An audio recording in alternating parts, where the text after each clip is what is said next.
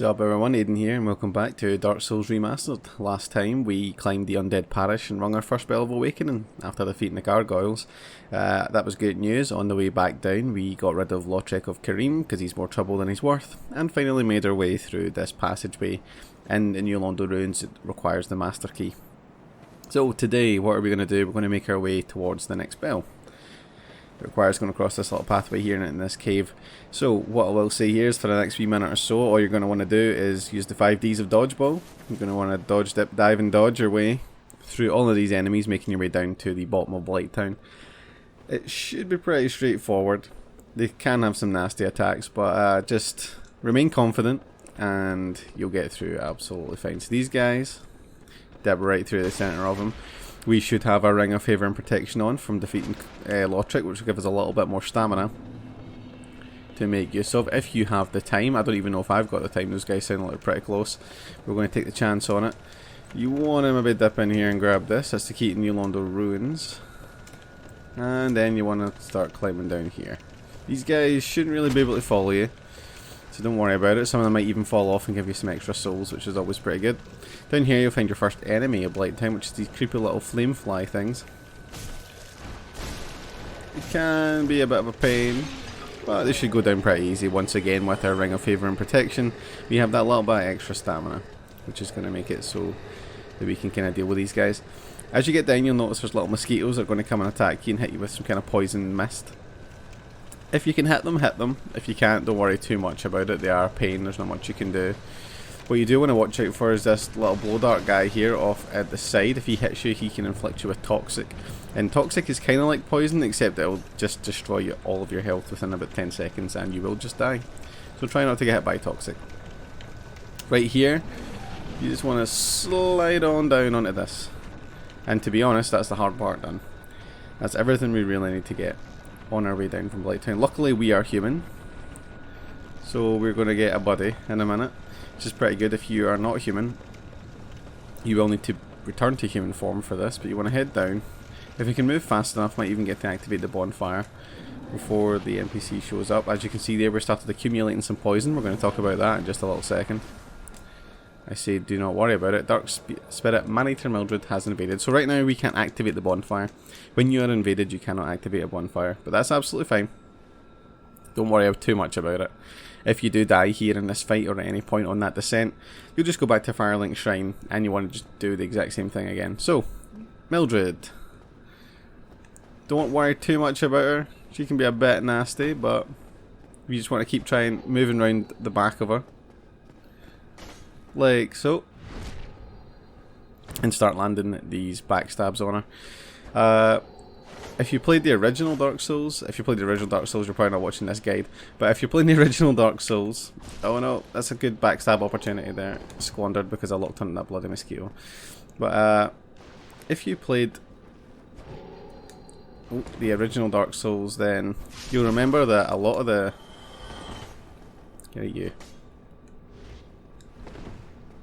You remember that a lot of the Red Phantoms in that game actually, no matter what they were wearing or equipped with, all of them would do the heavy roll for some reason. I don't know why that was. It must have been a glitch or a bug, because in this version that's not the case. These guys can all just sort of do what they want. So when you beat Mildrid, you'll get a tasty little amount of souls off her, some humanity and her butcher knife. If you want to use the butcher knife, go ahead. I believe it's pretty decent. I'm not entirely sure about that, but it's not something that I've ever used, but it was first found in Demon Souls and it was a pretty good weapon in that game. So, Mildrid is now dead, and that gives us a couple of different things. It lets us activate our bonfire first and foremost, which is kind of the most important thing. That's what we're here to do. So we will light it up. And then we're going to rest. And we're going to use our levels, so we maybe get, what, 2 out of this maximum? 2, 3. How much is our damage going up here? Actually quite a bit. What about here? Same? And we're only 100 off another level actually, so what we'll do... Sniffling once again, still got a bit of a touch of a cold. Yeah, I was going to say we should have some kind of soul item. A little bit more than what we needed, but that should be fine. What you really want to do, maybe is just pop your health up one more. So we'll do that. And then we will use the extra humanity we've got to kindle it. You don't have to do this, but I don't like walking around with all the extra humanity on me. What it does do, if you're unaware of that, is the more humanity you have, then the more likely you are to get a rare drop of things. So if you want to kind of get your rare drops up, then perhaps consider stockpiling humanity, but remember, if you die, you do lose it all. I'm going to head back out. And just get all these dudes. Screw them all. Because I kind of want to have a little bit of a look around and show you how big Blighttown actually is. As you can see, you can head up all the way into here, all the way off to that side. There's a lot to Blighttown, and we're only really going to see about 1% of it in this episode, and in the next episode if we're still here. And that's just because the key to Blighttown is this area off to there, and that's where we're going to be heading. There's a lot out there. We'll talk about some of it. Some of it is important, some of it not so much. But basically, if you go the correct way, which is to go through the depths to get here, then you will pass through all of that stuff. If you use the way we did, which is a shortcut to come down, then you won't have to deal with all that stuff. Out there in the swamp is some slugs. Those slugs will drop green titanite shards. Green titanite shards, I believe, are for fire upgrades. So if you do want a fire weapon at any point or anything like that, then you probably want to go farm those slugs. I am not dealing with these mosquitoes well at all. There we go. So, next things next. This swamp, as you've already noticed, will A, slow you down, and B, hit you with poison damage. There is a way to avoid that. There's a ring which you can pick up, but it's not really practical for us to get at this point in time. So we are just going to brave it. Even if you have the ring, there is no way to pretty much avoid that poisoning. You will be poisoned, but don't worry too much about it. The best thing to do is stick to this right hand side of the swamp. If you do that, you will not really attract the attention of those boulder throwing guys. Those guys are the real danger in this area. The little fire guys are just whatever. You get hit with one of those boulders, it will destroy your health. In addition to the fact that you're poisoned right now, you'll continuously take damage. So you really can't afford to take too many hits. Don't worry about the poison though. We're just going to let it tick down. We kindled our bonfire, which is good, so we've got 12 flasks, which is more than enough to stay healthy. What we're going to do is keep an eye on our health. We're going to do a little bit of a waiting game here at the moment. Ignore these guys. These guys will kind of move towards you, I think. No, these guys won't. There are guys later on who will. But these guys won't really be much of a threat to you. Just totally ignore them. Leave them alone. And then get to here. And really all there is to it at this point is just to wait until your poison goes off. So we're going to keep an eye on our health. Whenever it gets low, we're going to pop an Estus flask to heal ourselves. Do we have anything else? Like a Divine Blessing, perhaps? We don't. That's a shame. If we had a Divine Blessing or something like that, I think that heals status effects and we could just have skipped all of this. But what we're going to do is just hang out, keep an eye on our health. Once it gets low, we'll pop an Estus flask to keep us on top of it. And then once the poison goes away, we'll be ready to move on. So I will join you guys in just a second. Alright, we are back, and as you can see, we are now free of poison and we have full health. Full health doesn't really help anyone. Full health. We are back to, and as you can see, it only really took 2 Estus flasks. What I waited to do was wait until my health was in that final little red rectangle in the top left, but halfway down that, and then popped it. And it got me back up to just about full HP. And then the second flask, once the poison was away, just got us back up to top. So here we are ready to move on and fight the next boss. And what do you know, our good friend Maneater Mildrid is here. Mildrid is just useful for distracting the next boss quite a bit. This boss can hit you with lava, big sweeping attacks and things like that.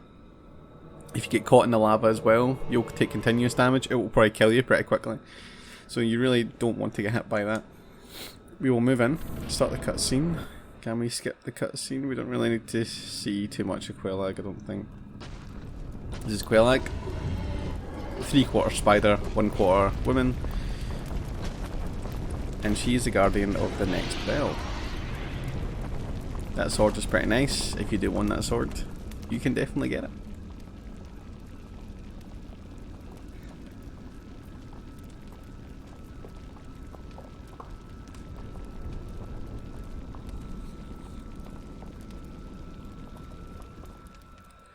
So, Quelaag, here we go. You start across the arena from her. You kind of really just want to watch her tail. So this means, yeah, you're getting lava. She has a number of lava attacks. Just be careful of them. As you can see, the big problem is that they leave lava on the ground, which you've got to always keep dodging. What we want to do is just kind of hang out, dodging these sweeps, moving back, and letting Mildrid take the aggro for us, which she isn't doing at the moment. She's already lost a quarter of her health as well because she's bumping into the lava because the AI is terrible. What we're trying to do is just kind of draw out some of these attacks so you can see them. She has some sideways attacks, you've already seen 2 of those. She has the front attack with the legs, and she also has the front attack with the sword, which has a poke at the end of it, as you can see there. She's just hit Mildred with it. She can spew lava in a lengthways pattern. She can spew lava straight ahead, and she can drop this. That is the most dangerous attack. If you get hit by that explosion, you will probably die. That is just a fact, sadly. So that's our massive lava attack, as opposed to the smaller one she hit us with. As you can see, Mildred has not a clue what to do. Now we've been hit with the jump and leap and the swipe. Slide on back. Don't just get yourself involved with her. If you don't have to, just stay out of her way.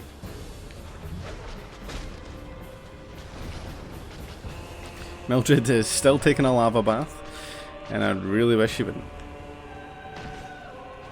She got a bit confused there, I'll take that. But this is one of the issues, I suppose, with just the nature of the claymore as a weapon being a slow swinging thing. The way Quelaag moves, she's pretty aggressive, but at the same time, she's pretty nippy as well. She can move around. And because of that, if you get locked into a swing with the claymore and you start missing it, it's probably going to get you some trouble. Mildred is getting scooped. Getting absolutely scooped. She's probably going to die, which is fine. We've taken half of Quelaag's health off of her, so I'd like to think at this point we can probably take her. And that's what it only is. It's not like, you know, I feel like with the gargoyles you really kind of want the additional... Oh god. Okay, so we survived because we put enough points into our health, which is fine. So we'll pop 2 flasks just to be sure.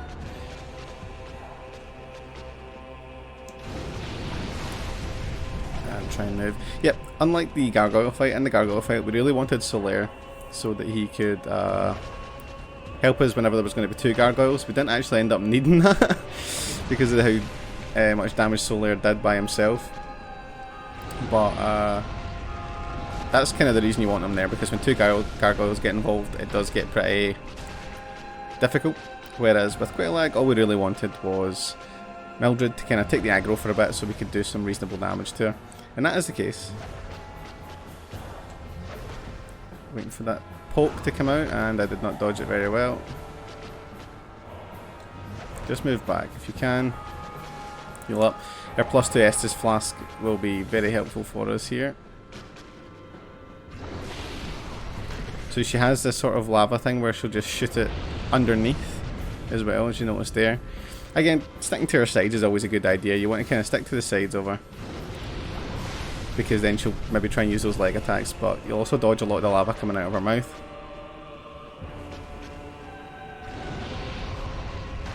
And give you some opportunities to attack. 3 is probably enough based on the stamina we have. What you don't want to see is that. I think I've worked out the tail on it. She seems to grab the spider's head before he explodes. So if you see her bending down and trying to blow up, then run the hell away.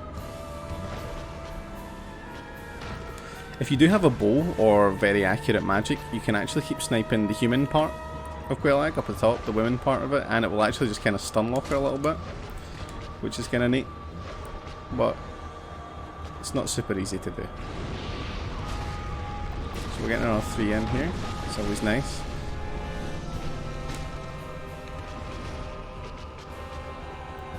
Really, like all the bosses in Dark Souls, the best thing you can do is just keep going after it, you know. The reason I'm able to dodge so many of her attacks is simply just because I fought her so many times. I recognise what I'm looking for, with the exception of that kind of spider explosion attack. Kind of know what's coming a lot of the time. Really hoping that lava just moves out of the way as she spews an absolute ton of it back down. just try to kick it. Sure thing.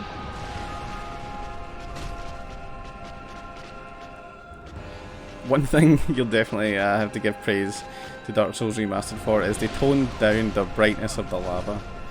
Because my god, in the original version it was absolutely headache inducing. I'm just wondering here, I'm literally playing with fire here.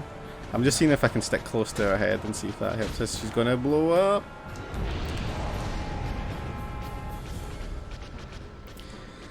So you can kind of stick close to her head then and avoid the yeah, you can stick close to her head and avoid the sword swings. That's pretty interesting actually. So you may remember as well that I talked about the Drake Sword a few episodes ago, and I even uploaded a video with how to get the Drake Sword. If you bring the Drake Sword here, you think we're doing bad damage with what? 34 damage or something just now? If you come here with the Drake Sword, you're going to have a really bad time. You're probably going to do about 10 or so damage per hit. It's really not worth it. Oh my lord.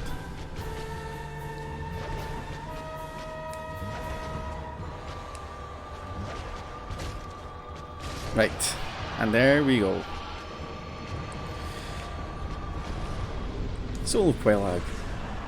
Souls are very rare to find in this game. In Dark Souls 2 and 3 you find that pretty much every boss will drop a soul, and that soul can be used to be transposed into a weapon or into a spell or something like that. In this game, very few bosses drop souls.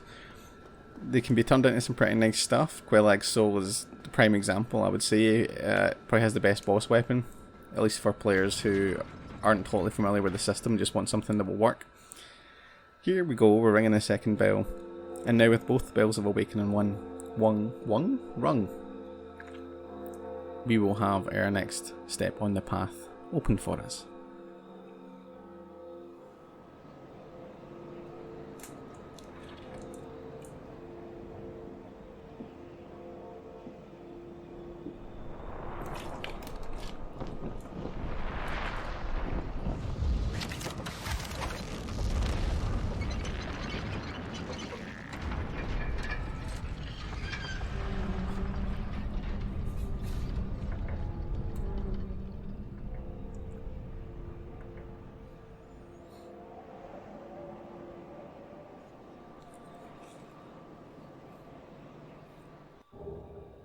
There is so much I love about that cutscene. I just love how it keeps that kind of mystery going of what's happening next, what's being opened here, where we're heading on. At the same time, I love how it keeps the undead parish sort of always in frame for the most of it, especially at the end. In case you had no idea where that was, you kind of get the understanding that, oh, of course, if I go back to the undead parish, I'll find my way forward. And that's what we're going to do. You may remember at Andre's bonfire just above him, there was a path that led to a sort of closed door, and that is the doorway to Sen's Fortress, which is where we're going to be heading next. Message on the ground here, I'd listen to it, because it's a hidden door. If we go through here, we meet Yenge. Just answer yes. And let him through. Don't kill him, not just yet. I know he looks like the kind of thing you'd definitely want to kill. But you want to just leave him alive. So we can get here. This is another bonfire, which will give us many flasks. And we can talk to this woman here, who's Quelaag's sister and is very ill, but also lets us join her covenant. This is one covenant we do want to join. The vast majority of covenants in the game are PvP based. They're based around multiplayer and fighting other players. This is one of the very few which aren't. This one's actually based around PvE. It's going to open us up a shortcut later in the game, but in order for us to do that we have to provide her with, I believe, 30 humanity. So we don't have that at the moment. We don't need to do it all at once, right enough. We actually don't have, oh, we need to have humanity actually in our top left bar, I think. How much do we have on ourselves at the moment? We have 16, 17, 18, 19, we have 20. But to be honest, I'd like to just kind of hold on to it just now. We don't really need this to the second half of the game. So I say we hold on to it, and once we have all 30 in our inventory, then we will come back. So our next step should be to to head back up and towards the parish, but there is some things we can do down here in the Demon Ruins before we go any further. That's what we're going to be doing next. It's going to get us some extra souls which we can use to buy that Crest of Artorias. At this point we have 20,000 souls on us, so it's entirely up to yourself. You can sit down at that bonfire right there and upgrade your levels a little bit more. What we're going to do is upgrade our Pyromancy Flame, so we can make some good use of it. This should get us to 5. Yeah. Wow, even more. Okay, so we are now at Pyromancy Flame plus 6. If you want to check what Ienge has, he has this Servant Roster, which works similar to the Indictment kind of book from the last episode, only this one is just to tell you who's your friends, who's in the Daughters of Chaos Covenant. If you go down into the Demon Ruins, you can find more guys like Ienge, and what they'll do is they'll do a grab attack. And if you get hit with that grab attack, over time you will develop a sort of growth like this. Not as bad, but if you do get that and come back and speak to Ienge, he will then give you a couple of spells. He will give you Poison Mist, Toxic Mist, things like that. They can be very useful. They're not overly powerful, unlike perhaps in some other games, but if you're going for the achievement to get every Pyromancy in the game, or the trophy, then you're going to need to do that. Here, something is meant to happen much later in the game. We might not get it, based on the way that we're going through the game. I think you need to start that kind of quest line in the depths. So what I'm going to do quickly here and see if we can get away with it. You have, what, 5,000 souls. To some of you that may be a lot to lose. I appreciate that. Again, you can always sit down and pop them. To me, that's not too bad. That's the kind of thing we can farm up at some point. The last thing I want to do is equip this Homeward Bone so we can get back to this bonfire down here and end the episode in just a few short minutes. But, oh, did we rest? Well, you know what? We will find out. Our key here is to upgrade our Pyromancy Flame to a level which I believe has to be at least plus 5 in order for another NPC to appear outside in Blighttown. Now the frustrating thing about this NPC is that she likes to appear right in the centre, which means that you will often draw the aggro of a lot of the enemies in the area. We're not really trying to do too much with her, I just want to make sure that she shows up. That's the kind of important thing. If she's there, we don't even need to speak to her if we're getting crowded too much by enemies. We'll just identify the fact that she's there and leave, but what she's going to do is provide you with all the strongest pyromancy spells in the game. So she's going to be vital because, as you can probably tell, we've went to Pyromancer, we have the Pyromancy Flame, we've just upgraded it to quite a high level, but we haven't really used Pyromancy too much in the playthrough. But that's alright, it's because in the first half of the game, well, it's still certainly powerful, and I would recommend maybe trying giving it a shot. It's not really necessary to get through some of those early parts of the game. Whereas later in the game, we're going to come up against some really, really tough enemies. And the best way to deal with them in a quick manner is by using Pyromancy. So we're heading out into the swamp once more. Kill this dude. And we're going to make our way towards these little islands over here. God damn mosquitoes. So you can see this guy with the boulder in the background is totally watching us right now, and I do not like that. Sir? Sir, can you please not? Large Titanite Shard. We're going to need those to start upgrading our Claymore. I'm wondering if the green slugs that I was talking about that drop the green shards can also drop large shards. If they do, that's something to look at. Okay, so I think our NPC either sits here or she sits against this pillar here. Again, regardless of which pillar it is not ideal. Okay, so she's not at this one either. Nope. And we've made some boulder throwers pretty angry. So right now, we're going to try and run. Homeward Bones are not foolproof. If you get hit while trying to use them in the first couple of frames of the animation, you will be knocked right back out it, so make sure you have a little bit of space to get off here. But here we are, we're back at the bonfire. By resting up, we'll reset the world, and hopefully now that NPC should be there. But that's something we can find out next time. Thank you for joining me here today, guys. We're going to end it here. Next episode, we're going to head down a little bit further into the Demon Ruins. Down in those ruins is going to be another boss that may seem incredibly imposing, but is in fact one of the easiest bosses in the entire game. They will drop us a ton of souls, which we can then use to go back up to Andre and buy that Crest of Artorias. Using the Crest of Artorias, we can access an area in the forest, which is somewhere we can farm kind of souls for, if you really need them for quick level ups, or more importantly, I think the best thing to do is eventually you're going to need so many souls to level up that even that spot won't really do a job for you.